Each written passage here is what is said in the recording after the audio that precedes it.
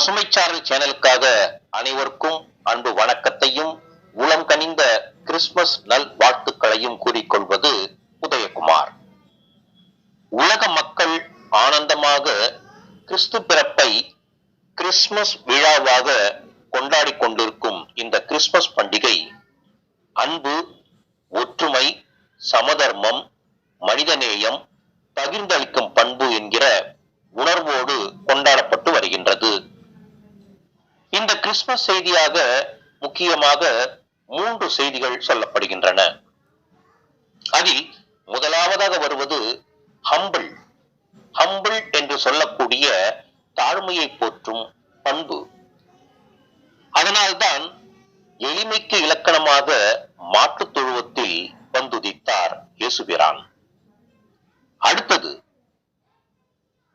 இப்படி இயேசுபிரான் பிறந்ததை மகிழ்ச்சியோடு நாம் மற்றவர்களுக்கு சொல்லிக் கொள்வது, அதாவது ஷேரிங் ஆஃப் ஜாய்.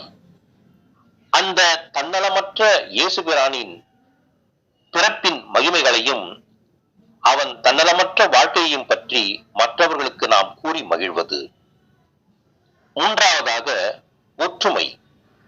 ஒற்றுமையுடன் நாம் அனைவரும் இந்த கிறிஸ்துமஸ் பண்டிகையை கொண்டாடி மகிழ்ந்தால் மட்டற்ற மகிழ்ச்சியும் சந்தோஷமும் ஆசீர்வாதமும் அனைவருக்கும் உண்டு.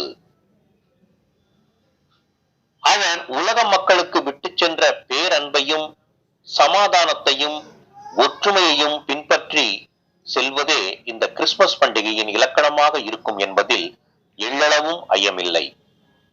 மீண்டும் ஒருமுறை அனைவருக்கும் உளம் கனிந்த கிறிஸ்துமஸ் நல் வாழ்த்துக்கள்.